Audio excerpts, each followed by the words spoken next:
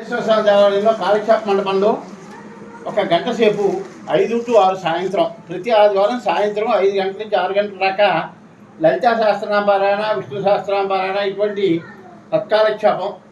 అంతేకాకుండా ఎవరైనా కొంచెం మన వాళ్ళు ముఖ్యం చెప్పడం ఎవరినో ఒకరిని పిలుచుకొచ్చి వాళ్ళ చేత ఒక 10 నిమిషాలు సత్సంగం ఇవి ఏర్పాటు చేయాలని చెప్పేసి ఒక సంకల్పం ఉమామూలేశ్వర స్వామి మరియు పార్వతీ రాజేశ్వర స్వామి కల్పించారు.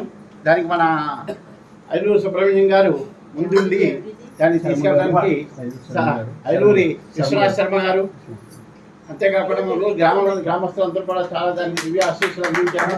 అందరూ కూడా ఆ కార్యక్రమాన్ని ఒక గంట సేపు కూర్చుని లలితా సహస్రనామపారాయణ, విష్ణు సహస్రనామపారాయణ, హనుమాన్ చాలీసా దేవాలయంలో విష్ణునామ సంకీర్తన చేయకూడదని లేదండి.